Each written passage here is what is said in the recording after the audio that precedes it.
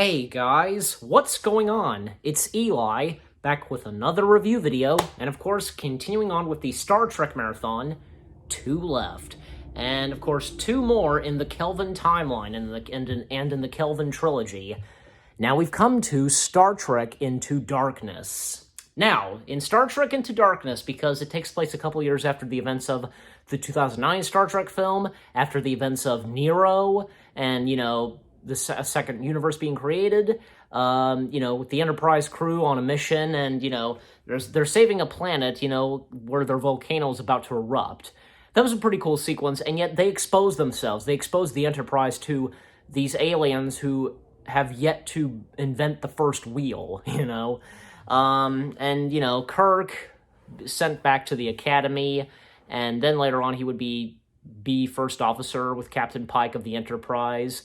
And especially there was this sequence, this little story that was going on where Noel Clarke's character and his character's wife, their daughter's very sick and such, and we see the appearance of Benedict Cumberbatch, at first by the name of John Harrison, and tells Thomas, Noel Clarke's character, that he can save his daughter, by giving him his blood, and it does succeed, but in favor for that, he has to kill himself, and at where he works at. And that ring that he had, literally, because it had an entire explosion to it. It practically blew up the one big building he was in that tiny ring he had. But yeah, and so even Khan coming in and killing, Starfleet, the Starfleet, the people in the Starfleet headquarters, and killing Pike. And my dad would say this, if he were here, that, Kirk was very emotional. That was the best emotional performance from Chris Pine. Yeah, I'd say so, because, Pike was like a dad to him, And, Kirk becomes captain again of the Enterprise and finds John Harrison's location, which is Kronos, the Klingon homeworld, and Admiral Marcus, played by Peter Weller, a.k.a. RoboCop.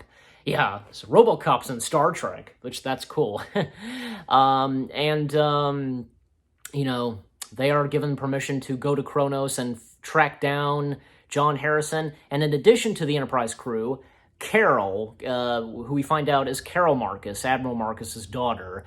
Carol Marcus, played by Alice Eve. Fun fact, I share the same birthday with Alice Eve on February 6th. That's awesome. And I also share the same birthday with Ronald Reagan, so that's great. There are a couple celebrities I know of who I share the same birthday with.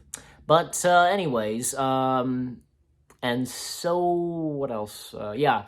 The difference with, say, Carol Marcus in this, she's British. We know what Carol Marcus's accent was, in the original, in, the Prime universe, but I guess you could say, well, the second universe was created and altering time, and maybe it has to do with, say, with Carol and with John Harris, Benedict Cumberbatch, and which we find out Benedict Cumberbatch's character, John Harris, is the name John Harris was just a fiction, and when he was awoken, and his real name is Khan Noonien Singh. Yes, so I remember this, that for, rumors were spreading that maybe we would be getting Khan, but it was stated from Paramount and Simon Pegg that we were not going to be getting Khan, and they lied, of course, and they were keeping it top secret, and until it was revealed that he was Khan. And, yeah, and I feel like my dad would say something about, he would probably say that, Benedict Cumberbatch was great as Khan, but, if only, say, Benicio del Toro was chosen as Khan.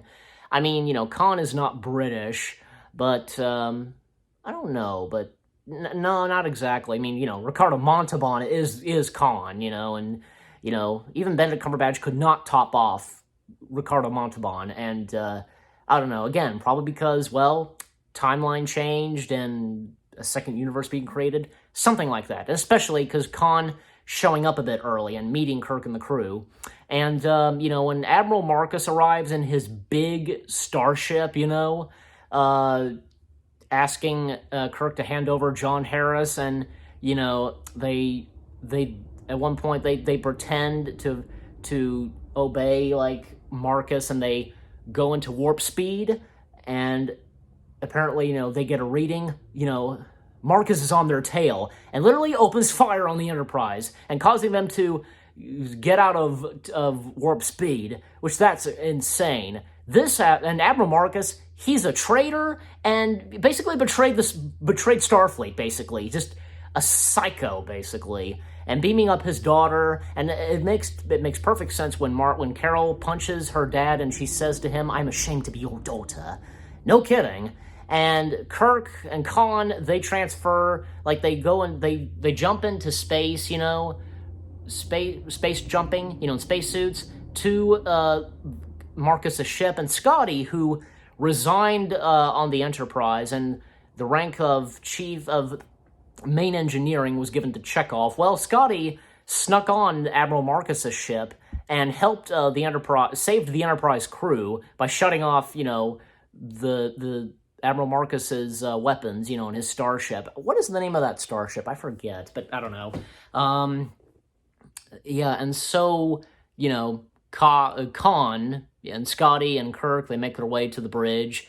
They have Marcus in hostage, gunpoint. And the Enterprise contacts Spock Prime. And Spock Prime tells them about Khan Noonien Singh. And, Khan Noonien Singh was the most vicious adversary the Enterprise ever faced. And that's true. And even, Spock asking Spock Prime, did you defeat him? And Spock's like, at great cost. Yes. How? And, well, of course, we know how Spock Prime defeated Khan. Well, in Wrath of Khan, he saved the Enterprise by going into warp speed, and because Khan detonated the Genesis project. So there you go. Maybe, I wonder if that's probably what he told them. Probably so. But, they'd have to figure out how to defeat Khan in a different way, because, well, man, just Khan murdering and brutally killing Marcus off screen. He grabs his head, and I guess he squishes it, I want to say. But God, even my dad couldn't bear to hear those sounds of the crunching, And at one point, because, there's one thing about Khan, his people, 75 people of member, the people he knows and loves that he hold most dear, as he said. Very emotional sequence he was telling Kirk and Spock. They're in 75 torpedoes. He asks Spock for the torpedoes, transport them on the ship that he's on. He does so. Khan then proceeds on firing on the Enterprise, but then the torpedoes go off, and, McCoy tells Kirk, Spock's cold, but not that cold. I've got Khan's crew, 75 human popsicles, still in their cryogenic tubes. Yeah, that's the way to put it, popsicles.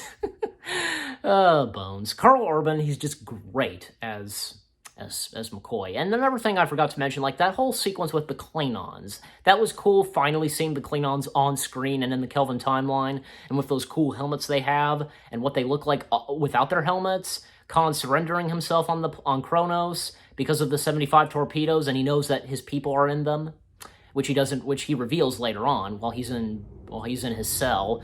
And also a brief moment, say between Uhura and Spock. They're kind of having a fight, but they make up, of course, especially after what happened on Kronos, etc. That whole sequence where they're being chased in that, disguise, that ship they had, to pretending that they're not Starfleet, and, it'll fit, because they're making their way through, a small, hole or something where it can fit, That was funny. What else am I missing? Oh, yeah.